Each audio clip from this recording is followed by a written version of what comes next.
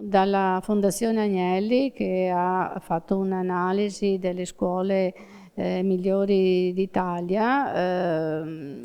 analizzando i dati degli studenti che sono ora all'università, è emerso che il nostro liceo è risultato il migliore del Veneto e anche facendo tutta un'analisi sembra anche il migliore d'Italia come liceo statale. C'è solamente un altro liceo paritario di Monza che ci supera di poco, quindi siamo molto soddisfatti di questo risultato perché abbiamo visto che il livello è molto alto. Ecco.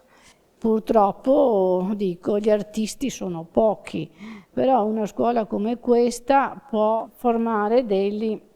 professionisti che possono inserirsi in tanti vari altri settori, quali, non so, il mondo della moda, oppure il mondo del settore della fotografia, nel settore della, non so, del design, nelle aziende. Quindi curare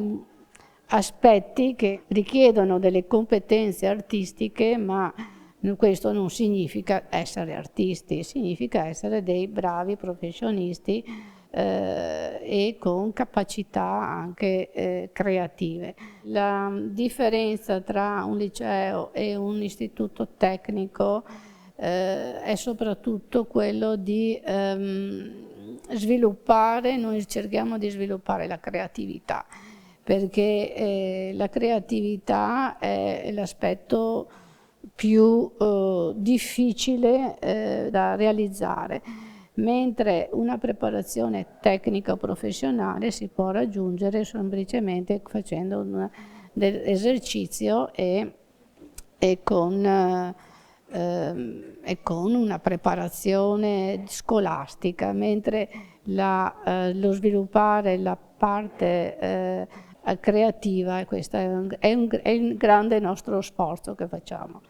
Allora, i primi 2 anni sono uguali per tutti i ragazzi, quindi si preferiscono, oltre alle solite discipline di base che sono l'italiano, la storia, la matematica, l'inglese, scienze, eccetera, ci sono le discipline caratterizzanti che sono laboratorio artistico, discipline pittoriche, discipline plastiche, scultoree e il disegno geometrico. E poi al secondo anno i ragazzi scelgono l'indirizzo che vogliono frequentare dal terzo anno.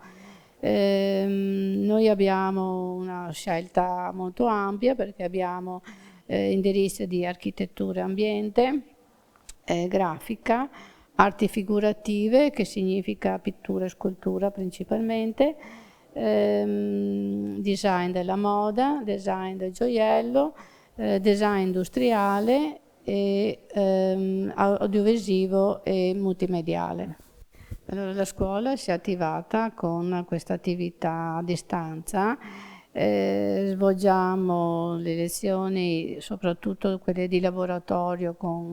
a rotazione, facendo frequentare alcuni ragazzi